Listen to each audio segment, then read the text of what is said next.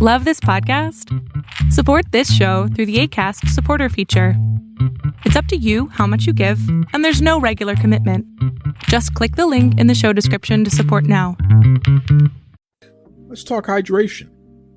See, I carry something to drink with me every single place that I go because I am concerned about being dehydrated. It runs in the family. Everything from dry mouth, dizzy spells, fainting. It's pretty serious. And I've tried all the different types of waters and sports drinks. Let me tell you something right now. Liquid IV. That has been the most efficient at keeping me hydrated and doing so pretty quickly. Okay, Liquid IV has 5 essential vitamins and is 2 times faster at keeping you hydrated than water alone. And I'm serious, man. Everything from vitamin C to vitamins B3, B5, B6, B12. Liquid IV also is non-GMO, so it's free from gluten, dairy, soy. So for all you folks out there with food allergies, this may be right up your alley. And I know what you're thinking, but how does it taste, Duke? Well, it tastes pretty good. Okay, we're talking my favorite in pina colada. They also have tropical punch, strawberry, new flavors like sea berry and strawberry lemonade. You can enjoy this stuff, man. But don't take my word for it. I want you to stop what you're doing right now and head over to liquidiv.com. Use the promo code Duke Loves Rasslin so you get 20% off your entire order. I mean, anything that you order on liquidiv.com. So what are you waiting for? It's time for you to shop better hydration today. Use the promo code Duke Loves Rasslin over at liquidiv.com. Save yourself 20%. Stay hydrated. Most importantly, enjoy life. That's right.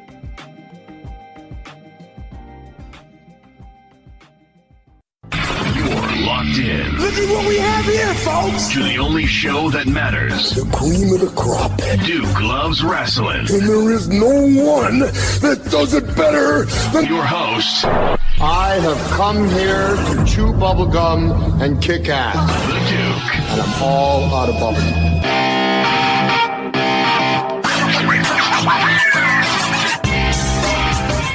Hello, this is Reed BBS, Blackbird Sugar, Bachelor's in Boxing Studies. I'm also the Fred Sanford of the Fistic Arts, SME, subject matter expert on all things boxing. You're listening to my man, the one and only Brother Duke. Brothers and sisters, we had one of the greatest, if not the greatest, boxing spectacle in at least my lifetime this past weekend. And it was something else there. Tyson Fury versus Francis Ngannou. And rather than me try to sit here and act as if I know what I'm talking about, I got to go to an expert. I got to go to somebody who knows combat sports inside and out. He is the guy that I rely on to make sure that what I think makes sense actually makes sense. So without further ado, welcome back to the Duke Loves Wrestling podcast. Legitimately one of the great friends, brother that I love like he's family, Reed. What's going on there, Reed? Brother Duke, my man, it's been too long. How you doing? I'm telling you, man. It's my fault. You know, it's my fault, Reed. I've been holding out, waiting for something big, and certainly this past weekend was as big as it gets. I mean, when Mike Tyson himself says, "I've never been a part of anything like this before," that's when you know it's big, right?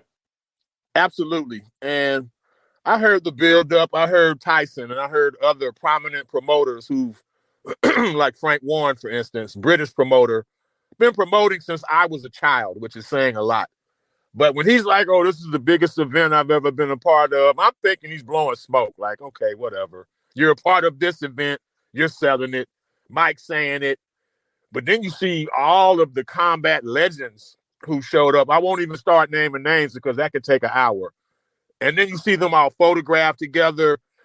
Like I said in my video, the pomp and the circumstance. You got a ring literally levitating from the bottom, like out of the ground. It was crazy. And this was all just me watching it from my phone. You know, I couldn't imagine even being there. And the bottom line is those Saudi Arabian pockets, they're deep. They're very deep, brother. They're very deep. Everybody has a price.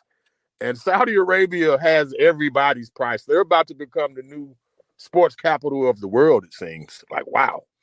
Well, 100%. And I mean, people didn't take them serious enough when they started with the whole live golf stuff. Here we are today.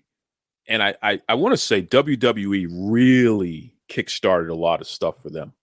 When WWE started regularly going over to Saudi Arabia and putting on these mega events, it absolutely attracted a different type of audience to start paying attention to what's possible over there. Because like you said, you're talking spectacle, pomp and circumstance, just over the top.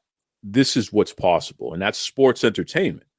So now it's like, okay, well, whether it's boxing or MMA or what have you, it's like, yeah, we could really do this. And we can do this. I mean, if pretend fighting can get that kind of money, which is over $50 million per event, that's what WWE gets paid by the Kingdom of Saudi Arabia, right? That's crazy. That is crazy.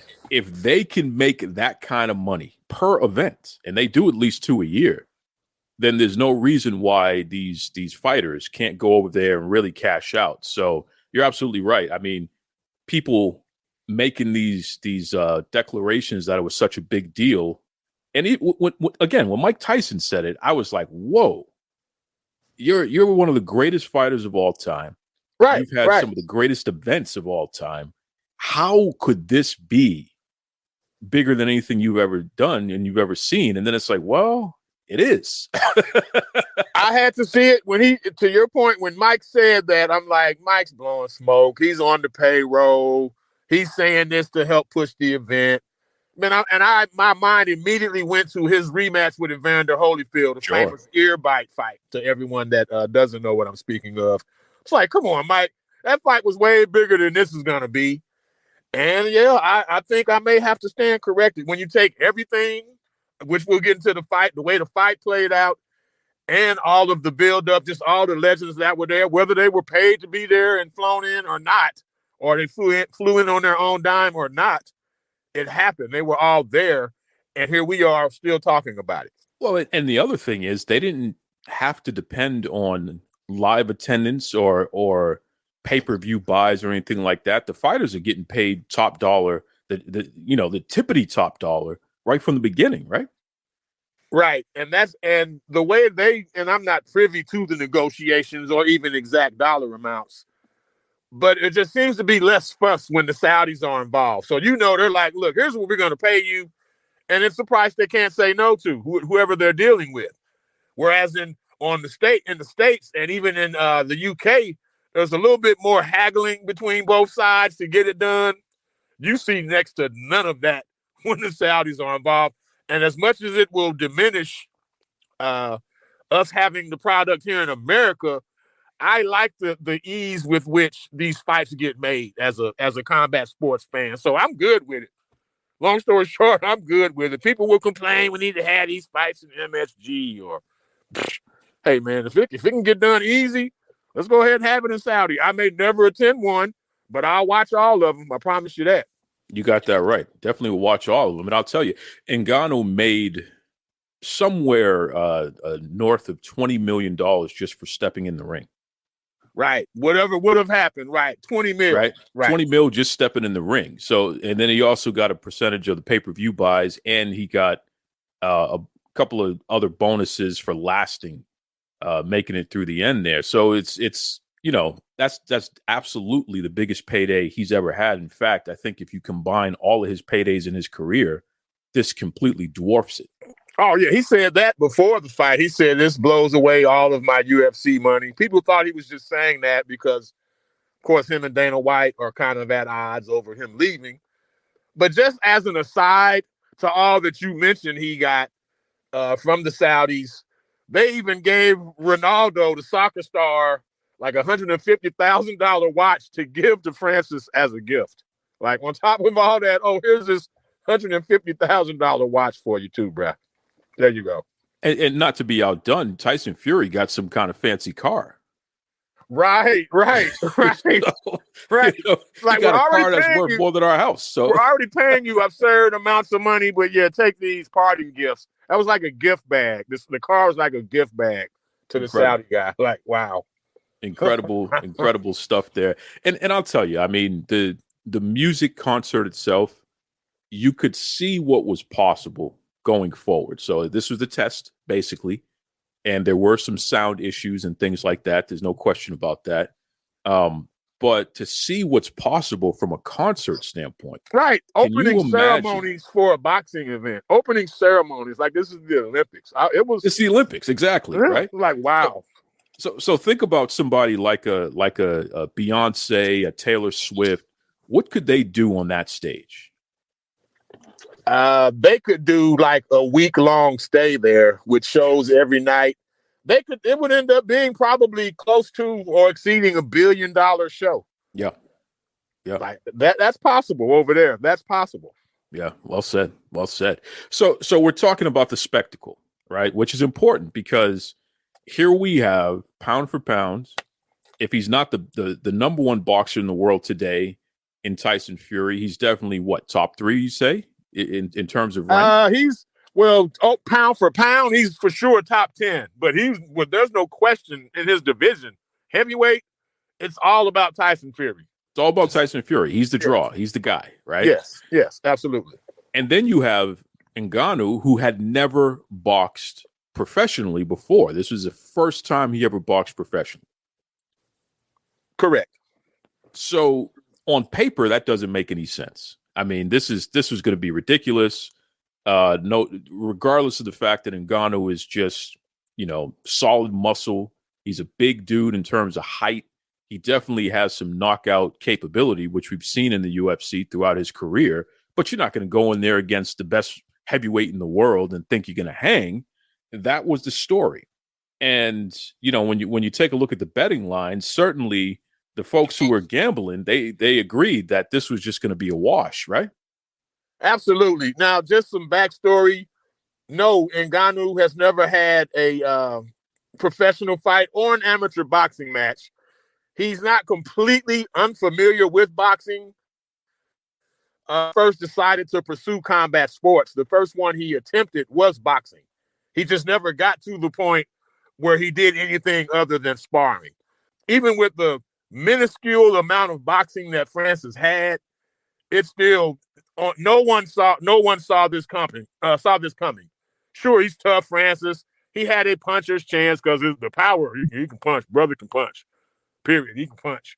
But him winning the fight, him making the fight competitive, no, that wasn't. Or him dropping Fury, no one saw that coming. And then arguably winning it to some, yeah, I'm still blown away. From the moment he dropped Fury in round 3 with that counter left hook, I still haven't picked my jaw up off the floor yet. Like, I'm still amazed at what I saw. I really am.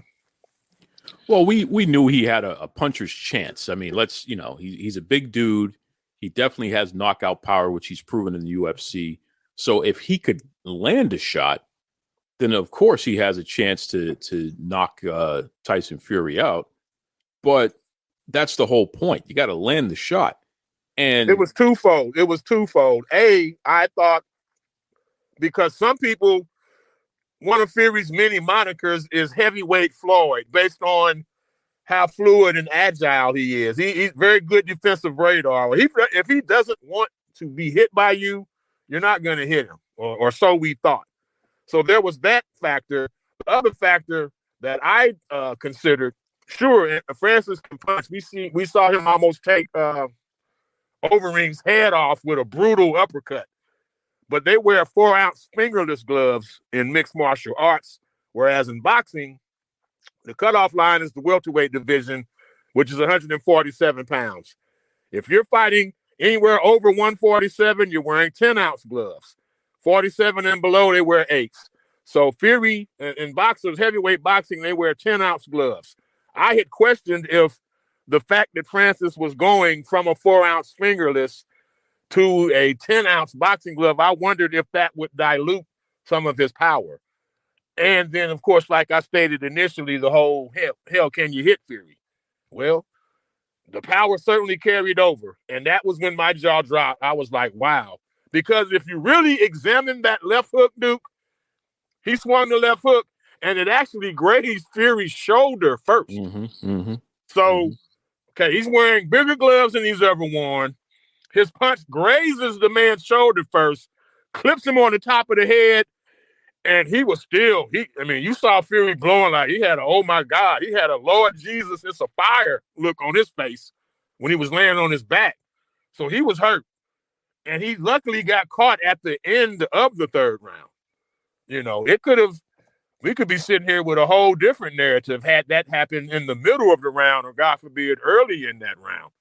But, yeah, the power carried over, and I hate to keep saying the same phrase, but I was blown away, brother.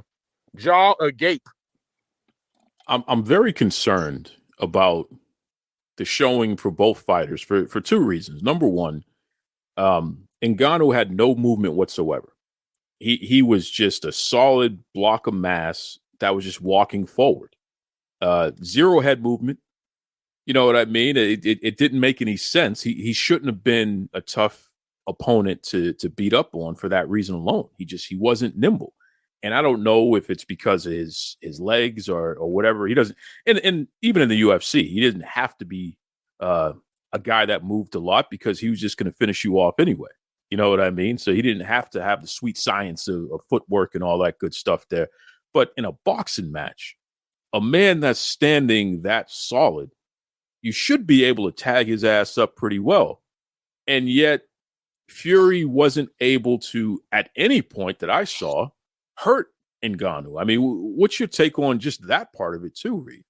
He was. It's gonna sound like I'm diminishing Ngannou when I say this, but he was so basic that I think it threw Fury off. But I can explain what I mean by that. You're correct. He wasn't moving. There was no head movement at all. And part of Fury's game, Fury by nature is a counter puncher. He would prefer that you throw at him first. Well, when Francis wasn't doing that, or when opponents of Fury don't do that, Fury will start feigning a lot. He'll, fake movements at you. But even then, he's faking like he's about to hit you to get you to defend yourself and hopefully swing at him first. Even then, he was feigning at Francis, nothing. Francis waited until Fury actually punched, and he punched when Fury punched, at an exchange of punches. It sounds very basic, but it takes a brave man to say, nope, every time you swing at me, I'm swinging at you. Because what you're doing is you're relying fully on your ability to take his shot. You're saying, I'm willing to stand here. Every time you fully throw, you fully commit to a punch, that's when I'm going to punch. And I'm betting you're going to like the taste of my punch a whole lot less than I would like the taste of yours. And Fury played that game with Francis. And as we saw, he lost that particular aspect of the fight. We can get into the scoring in a bit. But in terms of exchanges, there was no contest. Stevie Wonder could see that. Francis won the punching exchanges. His blows had way more of an effect. The blows that Fury did land had no effect. But, there's more to scoring a boxing match than that. But, yeah, the basic nature of how Francis approached Fury, it threw him off. And I didn't even get into when they got into clinches. That's when Francis shined, because Fury's used to being able to ragdoll and manhandle guys like he did Wilder, especially in the inside. I can lean on you. I can get off these clubbing inside shots. Well, Francis won all of those battles. So Fury was completely taken aback. And, yeah, it was like he was in the middle of the ocean surrounded by sharks with no boat or life preserver in sight. What do you do? And, yeah, that's what we saw, brother. That's what we saw. So get into the scoring. We break this down for me, because the scoring definitely didn't reflect what the average eye saw in the match. Right. So here's the thing. There's no carryover. We all remember round 3. When everyone remembers when Fury got dropped. But it was a 10-round fight. That's the whole point of it. And you're not scoring on, well, who landed the hardest blow in the entire fight? Who was that guy? Well, if that was how boxing was scored, obviously the answer would be Ngannou. Oh, okay, well, who got dropped? Well, he didn't even get knocked down. He knocked this guy down. He had to have won, right?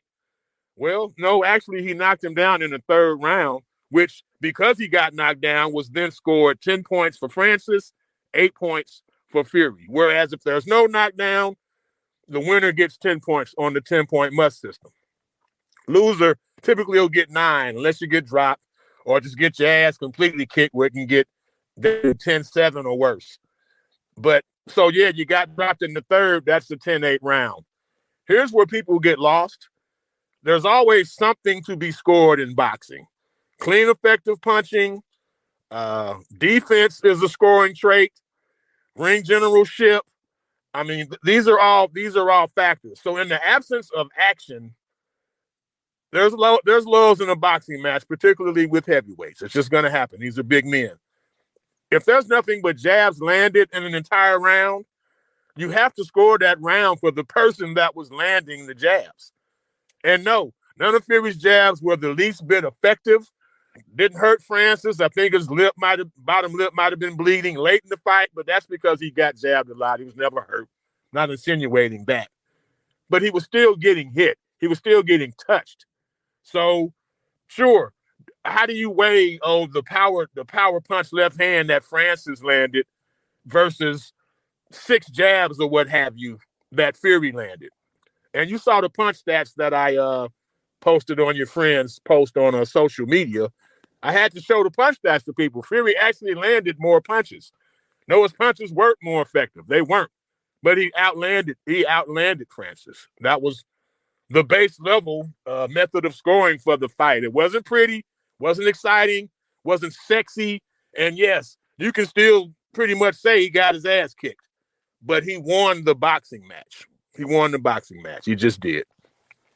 If Ngannou would have been scored the winner of that match, that would have been disastrous for the entire boxing world, right? When I saw Rampage Jackson and Dan Henderson fight, that's when I became a mixed martial arts UFC fan. So I'm not a casual mixed martial arts fan by any stretch. And I challenge any of your MMA listeners to question, my credentials in that way. I know MMA also. But with that, I'm able to stay in between. My boxing friends hate MMA. My MMA friends hate boxing. And then here I am, the guy in the middle. I never get caught up in that. So when Holly Holm beat Ronda Rousey in the cage, I didn't remind people, Holly actually was a boxer first, right? Or when Ray Mercer beat Tim Sylvia, Ray Mercer was a boxer, right? Or when Anderson Silva, who did he beat? He beat Chavez's son. He beat Chavez Jr. in a boxing match.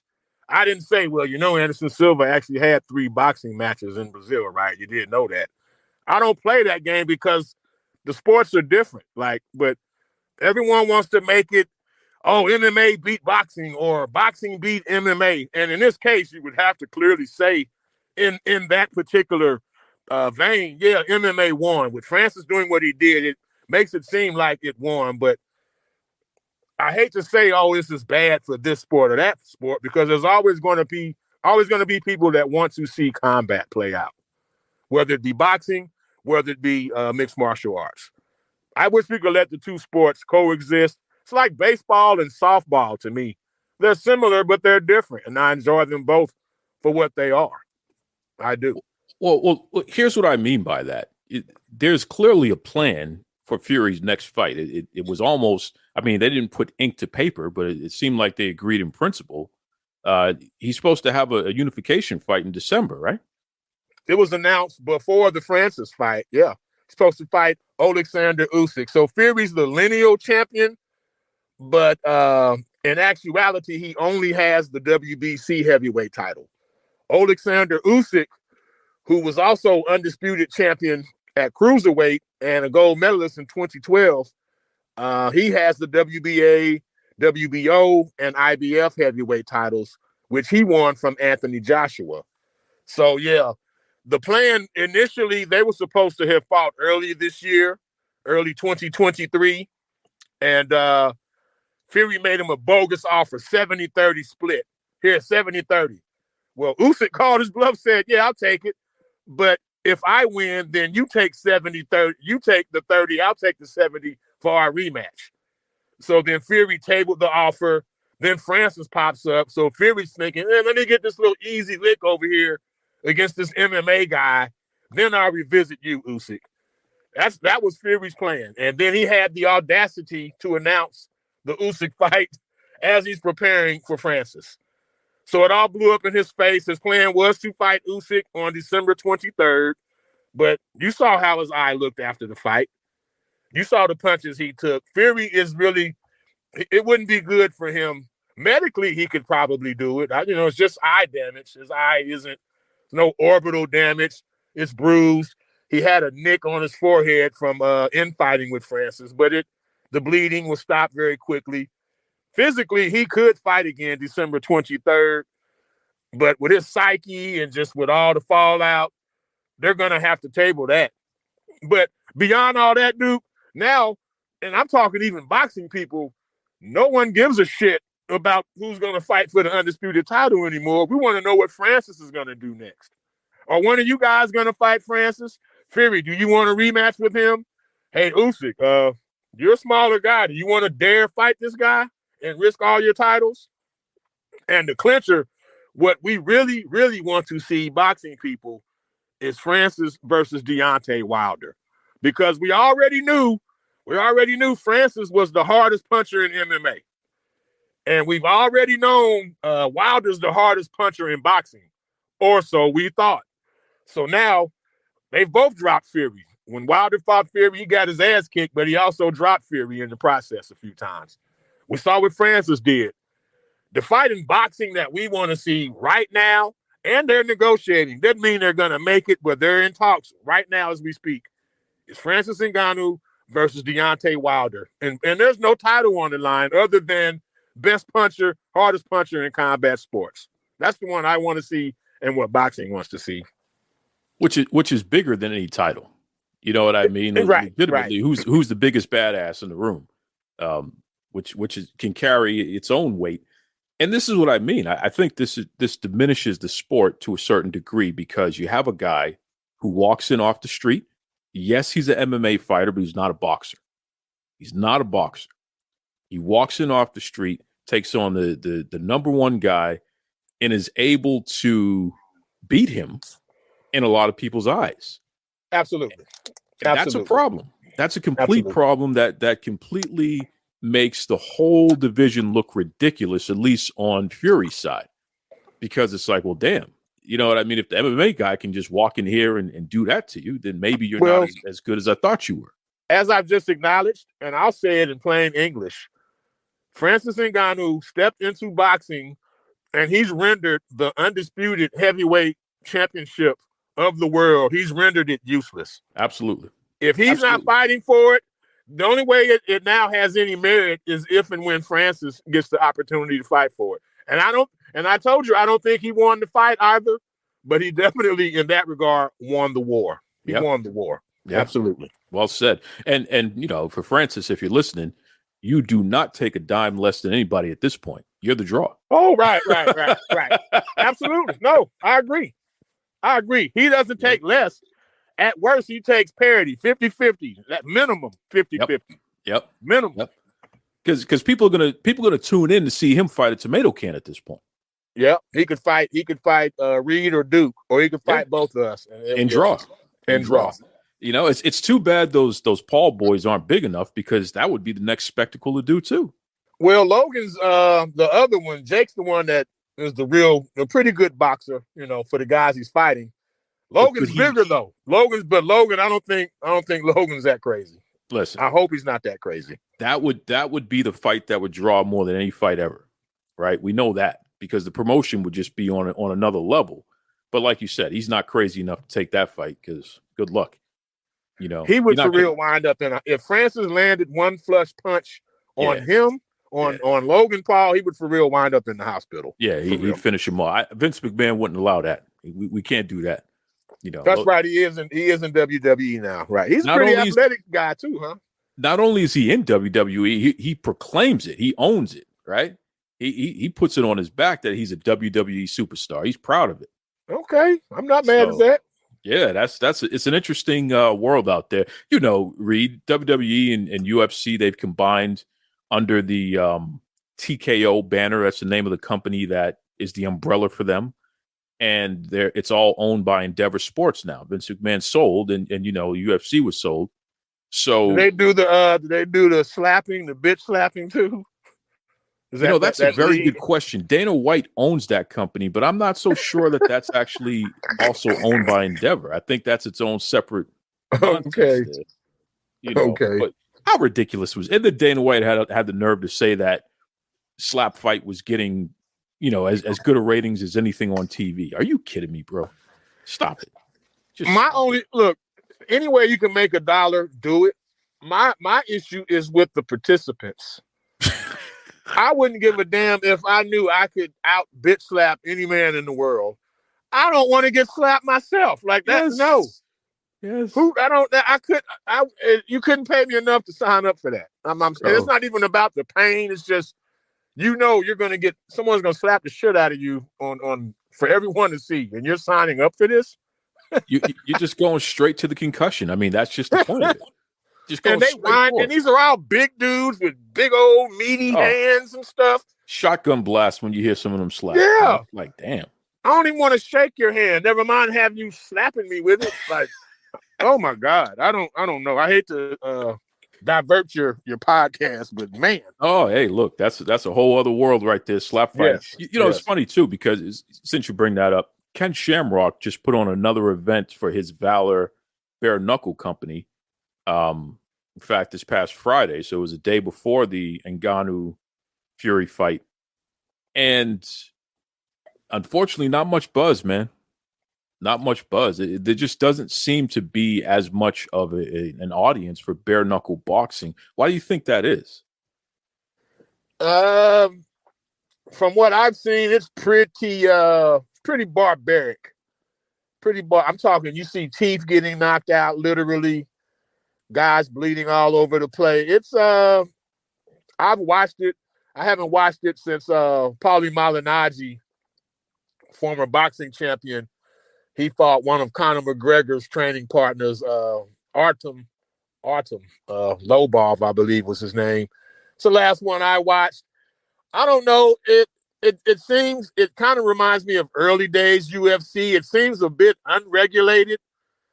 And like all of the states they have these fights in, like West Virginia, it's because they can't have them in like Vegas or Texas or New York, because New York won't allow you to fight bare knuckle because of the residual damage. Now, they're not even talking about damage that night in the fight. They're afraid of damage years down the line.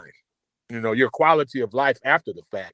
Reed, you continue to just knock it out of the park with your pugilism knowledge, your combat sports knowledge. We appreciate you for it. What's the best way folks can keep up with you? Because your content, man, anytime listeners of the show migrate over, they always say, man, Reed is so entertaining, man. This is great. And it's like, yeah, dude knows what he's talking about. And that's the best part. What's the best way folks can catch up with you, man?